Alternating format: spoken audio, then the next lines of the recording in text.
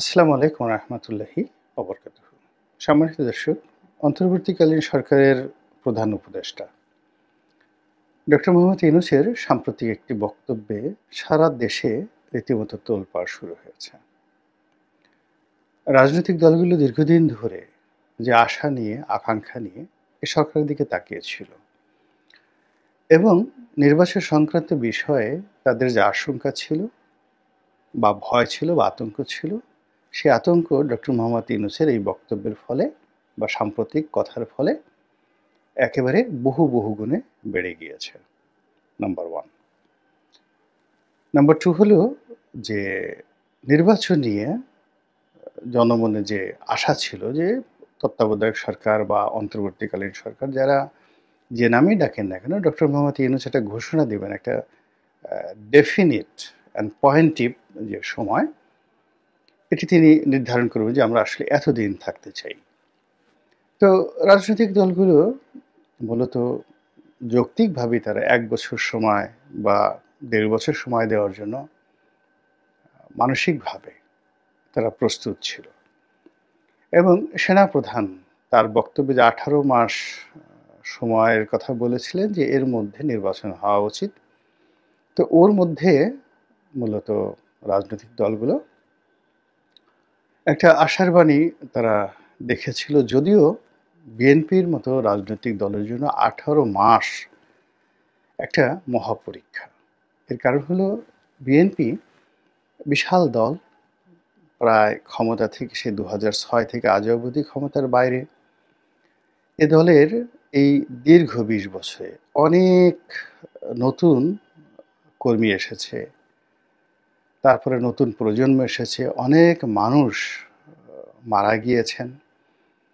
এর ফলে কি হলো যে টেকনাফ থেকে তেঁতুলিয়া পর্যন্ত যে এই সংগঠনের বিস্তৃতি কিভাবে ঘটেছে, বিএনপির কেন্দ্রীয় যারা নেতৃবৃন্দ তাদের আসলে বাস্তব অভিজ্ঞতা নেই। কেন নেই? এর কারণ হলো যে এই দলটিকে সেই ২০০৯ থেকে আজ অবধি মূলত শেখ হাসিনার রেজিম ভালো একটা পাবলিক মিটিং পর্যন্ত ঠিকমতো করতে দেয়নি।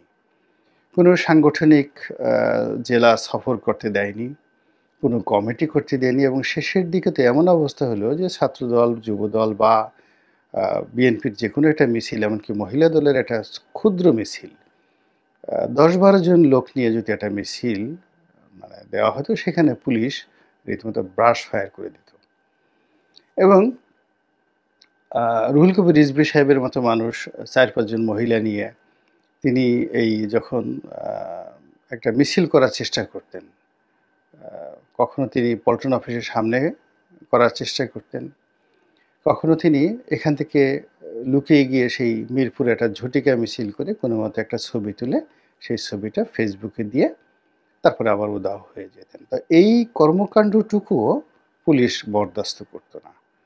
তারা এই জন্য মাঝে মধ্যে বিএনপির অফিসে রেড দিত। এই রেড দেওয়ার ফলে কি হলো যে বিএনপির কাগজে আছে, কলমে আছে, মানুষের হৃদয়ে আছে, মনে আছে, মননে আছে। কিন্তু এটার যে একটা স্ট্রাকচার, এটার যে নাট বল্টু, এগুলো সব ঢিল হয়ে গেছে। এটার যে ভিত্তিগুলো, এটা সব নড়বড়ে হয়ে গেছে এবং এই অবস্থাতে যখন শেখ হাসিনার পতন হলো, যেহেতু এই দলটি সবচেয়ে জনপ্রিয়, এই দলের কর্মীর সংখ্যা বেশি, তারা কিন্তু পথে, ঘাটে, মাঠে ছড়িয়ে পড়েছে। দলের ভালো আছে, মন্দ আছে, খারাপ দিক আছে। কিন্তু এই যে দলের নেতাকর্মীদেরকে যে নিয়ন্ত্রণ করবে কেন্দ্রীয় নেতৃত্ব, অর্থাৎ উপজেলাকে জেলা নেতৃত্ব, জেলা নেতৃত্বকে সেই বলা হয় বিভাগীয় নেতৃত্ব, বিভাগীয় নেতৃত্বকে কেন্দ্রীয় নেতৃত্ব। এই যে চেইন অফ কমান্ড, এইটা নিয়ন্ত্রণ করার জন্য যে পরিবেশ পরিস্থিতি দরকার, সেটা এখন বিএনপির নাই। যে যেখান থেকে পারছে সভা করছে, সেমিনার করছে, মিছিল করছে, মিটিং করছে, চাঁদাবাজি করছে, গুন্ডামি করছে, মানে যার যেটা প্রয়োজন এবং যার যেটা অভ্যাস সে অনুযায়ী করে যাচ্ছে। তো এই বিষয়গুলো বিএনপি তখনই নিয়ন্ত্রণ করতে পারবে যখন রাষ্ট্র ক্ষমতা তার অধীন থাকবে অথবা সমাজে সত্যিকার অর্থে ন্যায় বিচার থাকবে। যেমন ধরুন, এখন যদি পুলিশ অ্যাক্টিভ থাকতো, তাহলে বিএনপির নেতাকর্মীরা যে দখল কাজ করছে, চাঁদাবাজি করছে, নিজেরাই যারা মারামারি করছে বা অবৈধ মামলা দিচ্ছে, মানে যে সকল অভিযোগ বিএনপিকে এখন একেবারে সর্বনাশ করে ছেড়েছে, এর একটাও কিন্তু ঘটতো না যদি প্রশাসন থাকতো। আর যদি ক্ষমতায় বিএনপি থাকতো তাহলে তো এগুলো প্রশ্নই আসে না।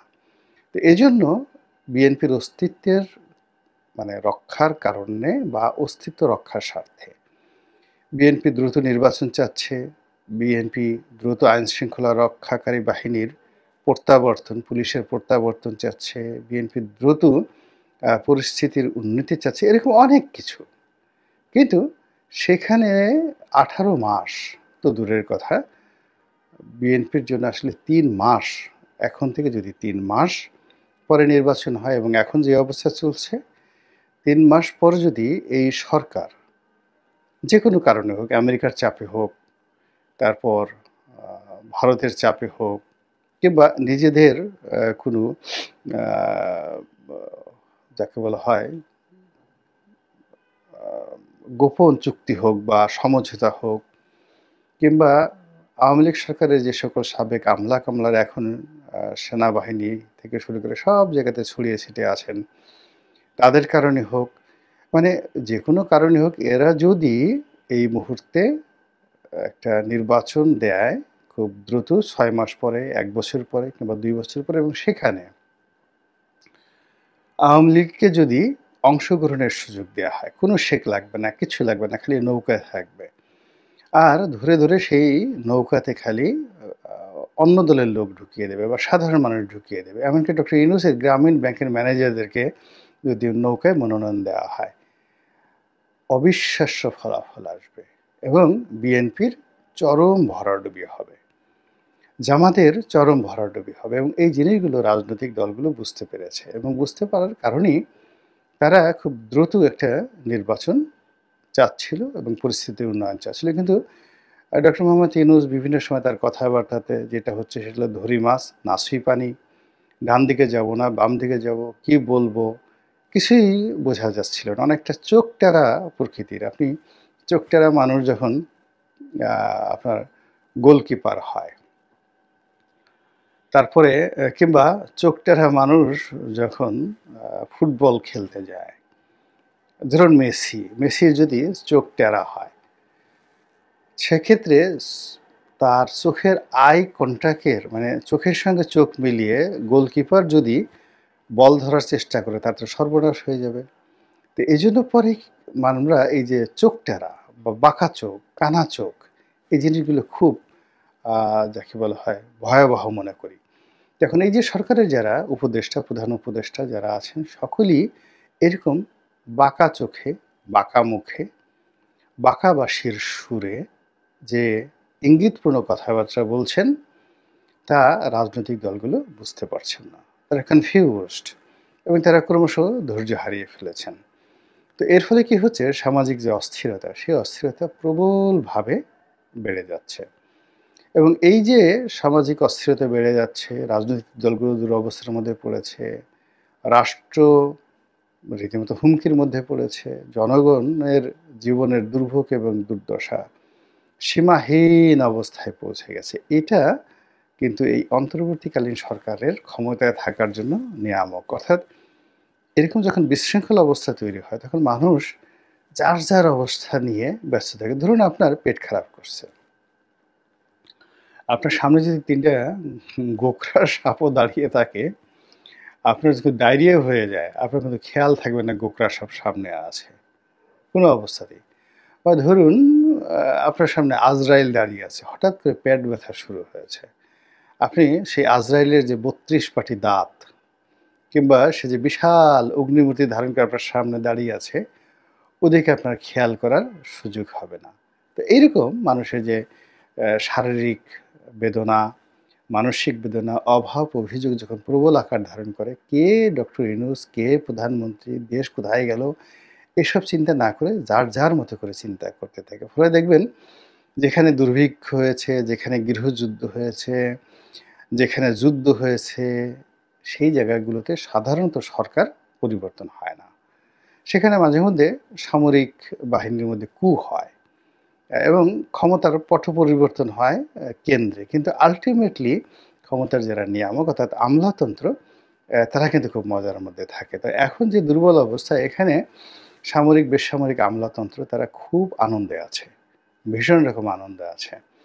দেশ যেভাবেই যাক না কেন, এখানে উন্নয়ন হলো না, রাস্তাঘাট ভেঙে গেল। কিন্তু তাদের যে এই বিশাল ১৮ কোটি মানুষের উপর ভর করে এই ২০ লক্ষ সরকারি কর্মকর্তা কর্মচারী তাদের বেতন ভাতার কোনো অসুবিধা হবে না। আমাদের সমস্যা হবে কিন্তু তাদের সমস্যা হবে না। কিন্তু রাজনৈতিক সরকারের অধীন থাকতে গেলে তাদের যে সকল বিপদ বিপত্তি কমান্ড ফলো করতে হয়, অনেক দায়বদ্ধতা মধ্যে তাদের থাকতে হয়, বকা খেতে হয়, জখা খেতে হয়।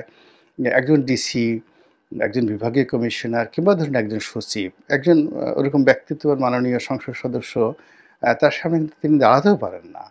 একজন মেজর জেনারেল এমনকি সেনাবাহিনী প্রধান অন্য সময়টাতে তার যে দাপট কিন্তু যখন রাজনৈতিক সরকার ক্ষমতায় থাকে তখন একজন সংসদ সদস্য, একজন মন্ত্রী তাদের সামনে তারা ওইরকমভাবে ইংরেজিতে কথা বলা, লাঠি নিয়ে ঘোরাফেরা করা, ভুং-ভাং করা এই জিনিসগুলো সম্ভব হয় না। যেটি এখন রীতিমতো মানে কি বলবো তারা রাজত্ব যেভাবে করছেন এটা আ যদি প্রলম্বিত হয় তাতে অসুবিধাটা কি? তো সেই কারণে কি হচ্ছে এই ক্ষমতায় যারা সামনে আছে দে আর জাস্ট আ ১১ মানে ২৩-২৪ জন লোক। কিন্তু এর পেছনে তো ২০ লাখ লোকের একটা সংগঠন আছে। আ সরকারি আমলারা। দেশের বাইরের বিভিন্ন পক্ষ আছে। তো তারা চাচ্ছে যে এভাবেই আসলে চলতে থাকুক। এটি নিয়ম। সারা দুনিয়াতে এভাবেই চলে এবং এর মধ্যে থেকে বের হয়ে আসার জন্য আ যদি আপনার যোগ্যতা থাকে নেতৃত্বের, প্রজ্ঞা থাকে, রাজনৈতিক প্রজ্ঞা থাকে তাহলে এর মধ্য থেকে মানুষ তার যে কাঙ্ক্ষিত বিজয় এটা সে কিন্তু ছিনিয়ে নিয়ে আসে। তো যেটা বলছিলাম এই নির্বাচন নিয়ে, তারপরে নির্বাচন সময় নিয়ে, তত্ত্বাবধায়ক সরকারের মেয়াদকাল নিয়ে রাজনৈতিক দলগুলোর যে কথাবার্তা চলছিল সেই জায়গাটাতে অতি সম্প্রতি ডক্টর মোহাম্মদ ইউনূস তার একটি সাক্ষাৎকার, এটা আবার আল জাজিরার সঙ্গে। তো সেই সাক্ষাৎকারে তিনি বলে দিয়েছেন যে ডাইরেক্টলি, একেবারে ডাইরেক্টলি এর চেয়ে আর স্পষ্ট থাকে না যে মোটামুটি ৪ বছর তারা থাকার প্ল্যান করছেন। এর আগেও হতে পারে যদি রাজনৈতিক দলগুলো বলে। তো এখানে মূল ব্যাপার হলো যে তোমরা যদি আন্দোলন করতে পারো, কোমরে যদি জোর থাকে, বিদ্রোহ করতে পারো, বিপ্লব করতে পারো, প্রতি-বিপ্লব করতে পারো তাহলে আমাদের আপত্তি নেই, আমরা চলে যাব।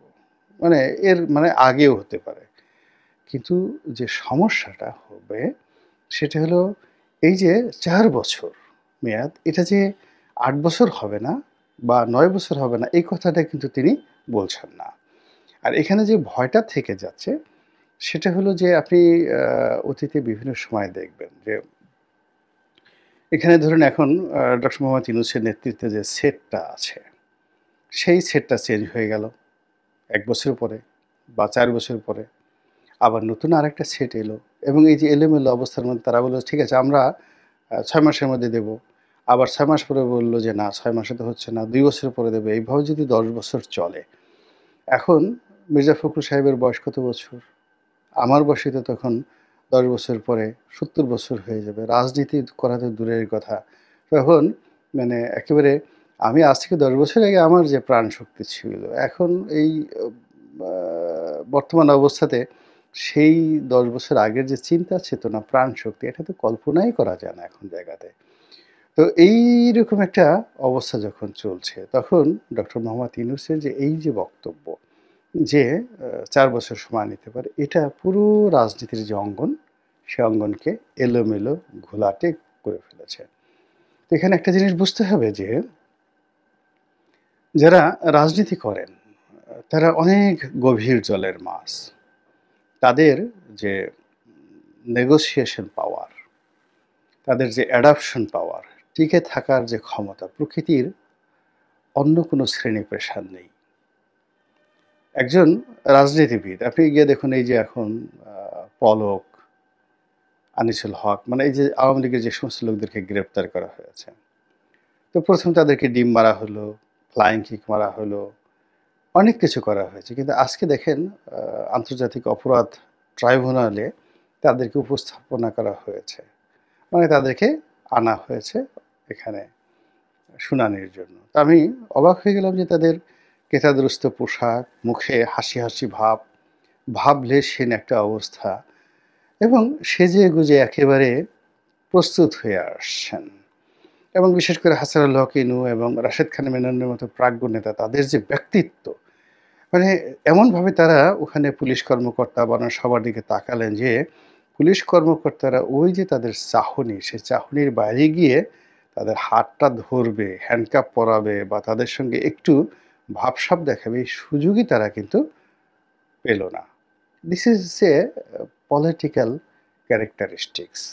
রাজনৈতিক দল, রাজনৈতিক ব্যক্তিত্বদের এই ধরনের একটা অ্যাডাপশন পাওয়ার থাকে। তারা যেকোনো পরিস্থিতিতে এক হয়ে যেতে পারে। নিজেরা মারামারি করে আবার ১ মিনিটের মধ্যে এক হতে পারে। 111 এর সময় দেখবেন বিএনপি আওয়ামী লীগের মধ্যে কিভাবে তারা ঐক্যবদ্ধ হয়ে গেল।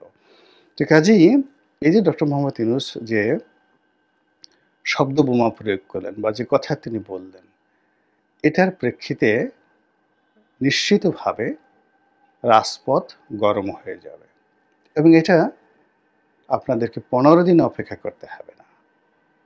অর্থাৎ এরপর যদি উনি বলেনও ৬ মাস পরে নির্বাচন দেব বা ৩ মাস পরে নির্বাচন দেব, এই বিশ্বাস আর তিনি অর্জন করতে পারবেন না। আল্টিমেটলি তার যে কমিটমেন্ট, তার যে আচরণ বা তার সম্পর্কে মানুষের যে চিন্তা চেতনা ছিল, এই জায়গাটা আঘাতপ্রাপ্ত হয়েছে।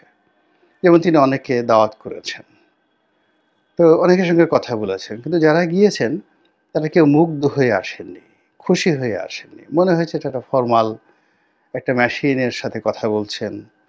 না আছে আপ্যায়ন, না আছে আন্তরিকতা, না আছে কোনো কিছু। তিনি তার কথা বলছেন। জাস্ট উনার সঙ্গে একটা দেখা হলো, ফরমাল মিটিং হলো। কিন্তু সত্যিকার অর্থে একটা নেগোসিয়েশন বলতে যা বোঝায়, এটি কোনো রাজনৈতিক দলের সঙ্গে, কোনো ব্যক্তির সঙ্গে, কোনো সংগঠনের সঙ্গে এখনো পর্যন্ত হয়নি। এবং এমনকি উনি যে সাক্ষাৎকারগুলো দিয়েছেন, 'প্রথম আলোতে' দিয়েছেন, 'নিউ ইয়র্ক টাইমসে' দিয়েছেন, তারপর 'আল জাজিরার' সাক্ষাৎকারটা তো আমি পুরো শুনলাম। সেখানে তার শব্দচয়ন, বডি ল্যাঙ্গুয়েজ, কথা বলার ভঙ্গি, এরপরে তার যে ডেলিভার, তারপরে কথার পিঠে কথা, এই জিনিসগুলো স্মার্টলি তো হয়নি। এটাকে খ্যাত বলতে পারবেন না। মানে আল জাজিরার মতো একটা টেলিভিশনের সিনিয়র সাংবাদিকের সঙ্গে সরকার প্রধান হিসেবে বক্তব্য দেওয়ার জন্য কি ধরনের ম্যাচুরিটি দরকার, যেটি আনোয়ার ইব্রাহিমের আছে, যেটি ইমরান খানের ছিল, কিংবা নরেন্দ্র মোদী সাহেবের আছে। তো সেই সাক্ষাৎগুলোর সঙ্গে যদি